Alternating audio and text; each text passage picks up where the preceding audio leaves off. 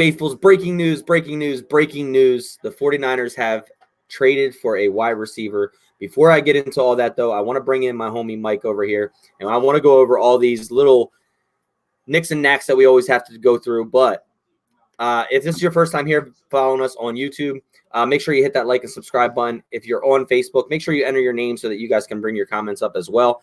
Give us a follow on Twitter and Snapchat at NothingBut9ERS. If you're following us on Facebook already, and also Instagram, that is Nothing But Niners. Check us out there as well. If you didn't catch all those, you can go to www.nothingbutniners.com. You can find a great slew of great articles over there from a slew of great writers. Also, if you want to send in any pictures or fan things like that of your game day attire with your pets, your family, you, whatever it may be, you can email us that at nb9ers@nothingbutniners.com.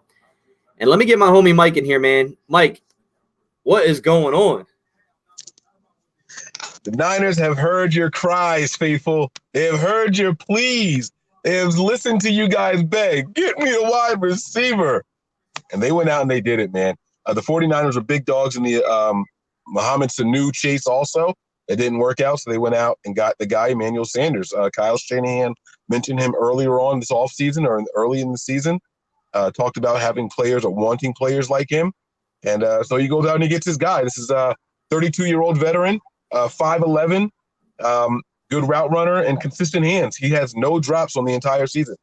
So I don't know if that's the one thing that we're looking to get better at, but he's here. The 49ers gave up a lot. I know Nick has the details on that. Well, I think they gave up a lot, but we can discuss that. I got some time right now. I didn't take a lunch break, so this actually works out. I can sit here and talk for a little bit. Look. So you obviously go all in on Mohamed Sanu. The Patriots outbid you or whatever. The Broncos, there was a tweet that was sent out. The Broncos wanted Emmanuel Sanders to play this Sunday, but the 49ers also wanted him to play this Sunday. So they actually gave up some things. So the actual contract or the actual details are we traded for Emmanuel Sanders and a 5th round pick for 2020, and we gave up a 3rd round and 4th round pick in 2020. Which to me is saying a lot about how this team views what we are right now. Because you just gave up a ton to get back a 32-year-old wide receiver. To me, it's a little steep. Giving up a 3rd and a 4th. Mike, we were just talking a minute ago.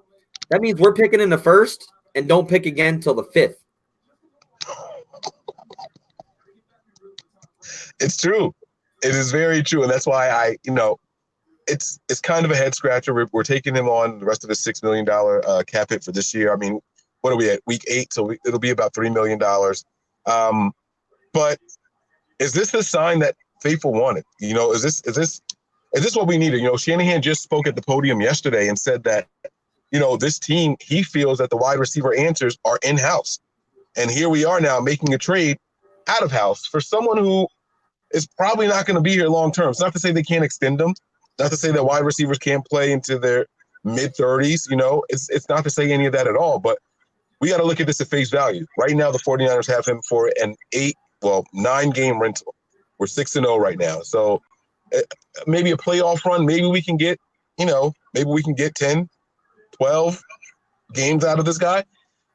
It's very interesting. He's going to.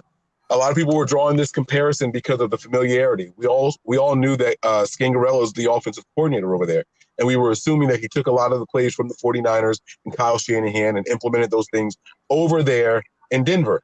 And so the dots were there to be connected. It's just a matter of if you believe that's what Scangarello was doing. Their offense doesn't look anything like the Niners' offense. But that's my opinion. I could be way wrong. Doesn't mean that it doesn't share the same fundamentals. And so we're getting someone who should be familiar with the system, a veteran who we're not going to have to encourage to come out here and train and play hard. And we're getting him for, we're 6-0. So we have 10 more games during the regular season plus the postseason. So we should have him here for at least 11 more games. Well, Mike, and why we're talking about that, look, I really don't think we're going to give up a 3rd and a 4th round pick to not extend this guy. Right? Like, I think they would do their due diligence to address this and continue to keep him on his team. Whether it's a 1 or a 2-year deal, I don't think you're giving up a 3rd and 4th draft capital to not re-sign a guy. Like, that's where I'm okay with it because, yes, he's 32 years old, but he's still at the tail end of his career. But I still think that he does have, a year or two left in him to be able to play. Now, the only other thing that bothers me with this thing is Emmanuel Sanders plays a lot from the slot. Who's the out guy here? I'm not gonna say it. You're not. You tried to bait me there. I know what you did there. I'm not taking. No, I'm being dead serious because we have all these guys who play the slot, right? You've seen Marquise Goodwin a lot in the slot.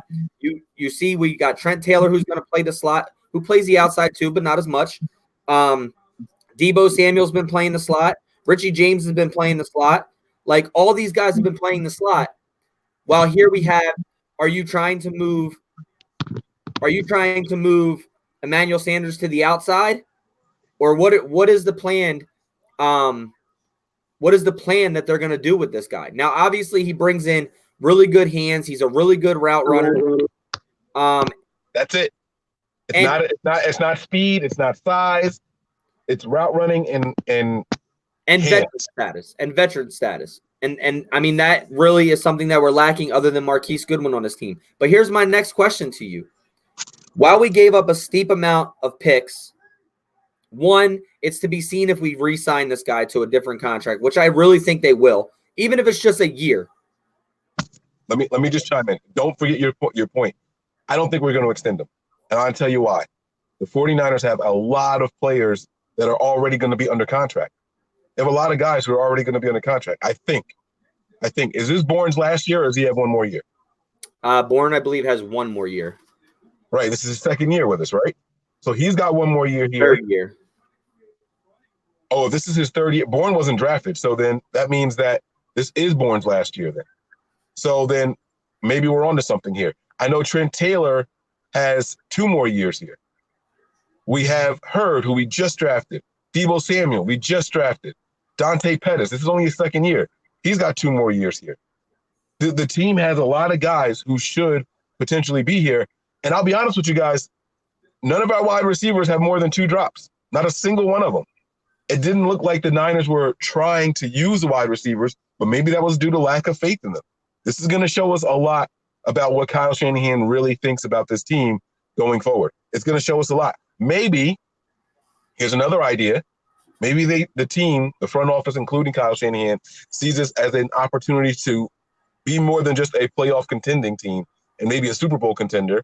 And maybe there's an injury, one of those 2 guys that we're waiting to come back for, that is more significant than what we think. And maybe, like you said, Trent Taylor plays the slot, right? Now, I'm not wishing bad juju on anybody, but maybe they know something about Trent Taylor's back injury that we don't know. Maybe Trent won't be able to come back as soon as we thought. I think it's more on Jalen Hurd for this year than I do Trent Taylor. I think they're worried about, and you heard Eric Crocker say this on his podcast too, is that he thinks they bring back Trent Taylor and Jason Verrett. And I'm kind of with him on that because why rush Jalen Hurd back with a back injury when you've seen that with Brent Selleck or Garrett Selleck. Sorry, Garrett Selleck. Yeah. But Garrett Selleck and Trent Taylor are the ones with the same injury. But Jalen Hurd has a stress fracture in his back. Right, but it's not the same injury as Garrett Selleck. That's Trent Taylor that has that. I'm saying a back injury is the same. Trent Taylor had a back. Garrett Selleck had a back. Don't rush them back. Let him sit and put him on season-ending IR and come back fresh next year. So I don't. It's going to be interesting to see who the odd man out is right now because obviously Emmanuel Sanders is going to be active. We don't have Trent Taylor right now to be active. We don't have Jalen Hurd to be active. So you got Kendrick Bourne, Marquise Goodwin, Deebo, Dante Pettis, Jordan Matthews. They're your 5 guys right now. So I just don't see, to me, if you're not going to re-sign this guy to a year, at least a year, it's horrible to move forward with because you gave up too much capital. I mean, yeah, it's just weird seeing that. All right, so there's 2 sides to look at it, right? Everyone wanted a veteran. Everyone wanted a short-handed wide receiver. We check that box there, okay? And let's not pretend that Emmanuel Sanders is Mohamed Sanu. Mohamed Sanu is only averaging 10 yards a catch. Sanders is doing better than that. But I don't have the stats right here in front of me. The other thing is that we wanted a veteran to come out and help coach these guys up a little bit, right? We had a very young locker room. I think they were hoping that would be the Jordan Matthews, but maybe he's not that guy. I don't even remember seeing Jordan Matthews on the field during the last game. So maybe he's not that guy. Maybe they want someone different. It's not about size, it's about ability. And we've heard Shanahan echo that a bunch of times, right? But the active receivers as of today are Marquise Goodwin, like you said. I forgot Richie James, yeah. Deebo Samuel, Richie James, Kendrick Bourne. It'll be Sanders now and Jordan Matthews. Those are your 6 guys that are active right now. So they're all, I mean, it still leaves, technically Matthews is the tallest one, I believe, but Kendrick Bourne is 6'1". He's the tallest one. It's a lot of guys who are very, very similar, except Marquise Goodwin, who's the deep threat speed guy. I'm just looking at how it's all going to fit together as a complementary cast as opposed to just who they are and what they do. Well, and that's another thing. You got Kendrick Bourne. Like we said, I did look up his contract. This is his last year. He's a free agent next year in 2020. You give up a third and a fourth, so that's showing promise to a guy that you're going to be here. I really don't think, like I said, I think it's stupid if we don't even sign him to at least a year. It's too much draft capital. But Emmanuel Sanders has 30 catches this year for 367 yards, averaging 12.2, and his longest is 53 with 2 touchdowns. That's his stats for this year. He has more receiving yards than our entire receiving core does right now. No, I think we have 400 yards in total between our guys, don't we? Okay, well, okay. I don't look. This guy says it right here. Joseph Carlson. He says, "I don't like this trade, but we got to trust the process." And that's kind of where I'm at right now, because to me specifically, this trade comes down to, can you re-sign him for a year or 2, so you don't really lose out on that draft capital? That's the biggest thing with me. Yeah, I mean, John Lynch has been, like those are the money rounds for John Lynch too. I'm not trying to be funny at all. I get excited when we get to the 3rd, 4th, and 5th rounds, because that's where John Lynch has made his marks on this team, going forward. That's when he gets the guys. And to know that we're going to go from the 1st round all the way to the 5th round without a pick. Did we have 2 4th round picks this year? No. So then that means we're going to go from the 1st to the 5th. There's no need to watch the 2nd day of the draft at all if you're a 49ers fan. That's kind of wild to me. And you don't have to watch the first half of the 3rd day. It's just kind of crazy, But, it is what it is. We're going to see what happens. And I hope, for everybody that was saying we need this veteran presence, I hope he comes in here and he lights it up. I really, really, really do. And I do too. I think this definitely complements our offense, right? So not only do you have a Marquise Goodwin who can stretch the field, you have an Emmanuel Sanders who can catch the ball anywhere on the field. He's a sure-handed receiver. He definitely brings that veteran status to the team, But to me, it's just like I said. To me, he does make this team better right now. But if you lose him after this year, it makes our team worse going into next year, because we don't have that draft capital to, stockpile back. So, and you're losing some receivers next year. You got to think about it. Jordan Matthews won't be here. Richie James has 1 more year on his or 2 more years on his contract. Kendrick Bourne is up. Then you have Matt Breida. You got a ton of guys, that you are losing, not just in the receiving core. So to me, this has to be, for this trade to make any type of simple sense for me other than win now mode, you got to re-sign this guy to a year or 2. I will say this though. I mean, listen, I'm a little whatever about this trade, right? I can see pros, I can see cons. I like that the Niners are in win now mode. I love that. I've been wanting this team to be aggressive and say, look, we have the defense. We've got the running backs. We've got the offensive line help coming back, right? If you were concerned just a little bit about wide receiver and you think this guy makes us better, you do it and you complete that offense. We got the tight end. We got tight end number 1 in the entire NFL. You bring those 2 tackles back that are coming within the next 2 or 3 weeks. You get Trent Taylor back if he's healthy enough, or Jalen Hurd, one or the other. That's your red zone guy or your 3rd down guy. And then if you had any doubt at all about this team, and if it's not your quarterback, you get your quarterback some more help, right? Because we all know that the defense is good.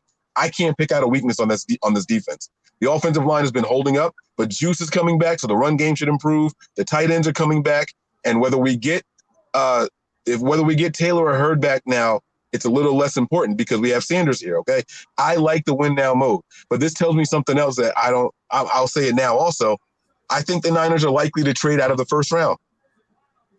If we believe that we're going to be as good as we think we are, the Niners should be picking anywhere from 28 to 32. And if that's the case, you trade out, and all of a sudden you're back in the second and third rounds, and John Lynch can make his magic. And so, this is true, and you got to also look at it as this could be a high fifth round pick. With Denver struggling the way they are, they're giving up players, things like that. They need a quarterback over there. I really thought a quarterback would be done in this deal. Like if we were trading for Emmanuel Sanders, I really thought that a quarterback would be done in this deal, even if it was a Nick Mullins because he's on his last year of his contract. So, over CJ Beathard because of contract status. But like I said, right now, if you look at this trade right now without any of the compensation, whether what we gave up for him, what we got for him, going forward, this makes the Niners a better team. Right now, it definitely makes the Niners a better team. Yeah, I completely agree with you, man. Right now, you have to say the Niners improve on paper. The question is for how long? Are we looking at temporary stuff or are we looking at long-term stuff? And look, we've seen it happen even within our own division. Dominican Sue was with the Rams for 1 year. He signed a 1-year deal. Everyone's like, oh, they're going to extend him. They're going to bring him back. Not necessarily. Get us over this hump that we need right now. And they didn't win it all, but they got there. They got to the Super Bowl within Dominican Sue's help. And now look at that defense now that he's gone. You can say what you want, but that pass rush wasn't as impressive without him there. He didn't do all that good stuff throughout the regular season, but he made a difference in the postseason, and he's showing that there was a difference this year when we played them already. And that was against backup tackles. You know what I'm saying? Like, that was against backup tackles. So I do like the win now mode. We see it happening. A lot of people saw New England beat the Niners out for Mohamed Sanu, and I do believe that we were in on Mohamed Sanu. I think the difference is they didn't want to trade him to an NFC team. I honestly think that's what it was. He's younger. He's someone that you would extend. He's bigger. You don't want to trade him to an NFC team. You send him to New England. Just like New England often trades their players out of the conference, I think that's what happened there. That's why the Niners lost out on that one. I don't think it's a coincidence that we're getting a wide receiver from an AFC team. So I think all those things make a difference, and they all play a role. Yeah, no, I mean, I'm definitely with you on that. Let's see. So Dave Lombardi, he put out a tweet. He says, good point. 49ers fourth rounder will likely be a low one. Denver's fifth rounder will likely be a high one. So essentially a pick swap, meaning Emmanuel Sanders for a third rounder. Never expected the 49ers to give up a top flight pick, and their third will also likely be a low one. So, he's trying to put it into perspective there of what we gave up. But like you said, Mike, we could literally trade out of the first and get it, go back into the second, third, and fourth. And then just keep the trade line going. Now, obviously, trade line deadline is until October 29th, so we got 7 days left for that. We could still look for some type of moves to be made, whether it's to acquire picks back or just ship players out for player. But it's going to be really interesting. It's really going to be interesting. Like I said, he's got 367 yards receiving this year off 30 receptions, 2 touchdowns. He definitely makes our team better right now.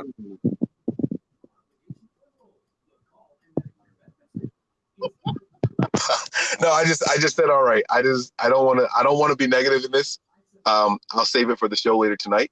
I'll say you guys make sure you are locked in here, and make sure you guys have your notification bells turned on, because we are going to bring you guys a show later this evening, probably about 6 to 7 hours from now, somewhere in that range.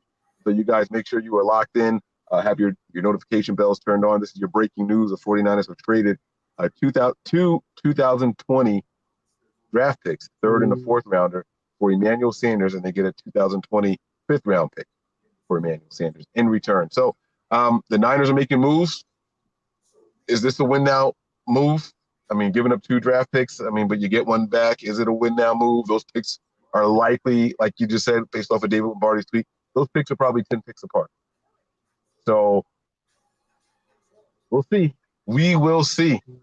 We're gonna talk more about this tonight, guys, around 9:30, 10 o'clock Eastern Standard Time. So make sure you check in. Make sure you set that bell on your notifications. If this is your first time here, make sure you hit that like and subscribe button.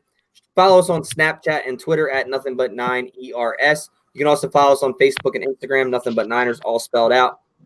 Check out our website as well, www.nothingbutniners.com. And if you have any questions, comments, or concerns, or you want to send any type of pictures over, like I said earlier, nb9ers at nothingbutniners.com.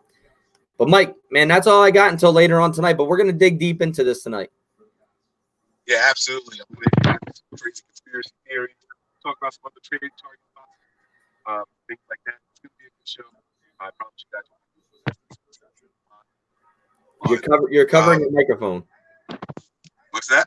You were covering your microphone. Oh, damn, I did it again. I'm so sorry, man. I always forget which side of the phone it's on when I turn the phone to landscape like this. But like I was saying, we're going to hit you guys with some conspiracy theories. I got some theories going on. I got some more trade targets. Maybe some people that we could send away as opposed to people who we could trade for. And, it's going to be a fun one. It's going to be a fun one. Is this the right wide receiver? Did the 49ers get the right guy? We're going to talk about all of that tonight. So make sure you guys are locked in, man. Hit those notification bells so you know. Yeah, that's all I got until tonight, guys. Absolutely, man. This has been a lot of fun, guys. I'm 49ers Mike _NFL. My man Nick over there, 49er Faithful 365, all day, every day. And I guess that's it, man. Prepare for glory. Anticipate pain. But always remain faithful. We out of here. Peace. We got a wide receiver.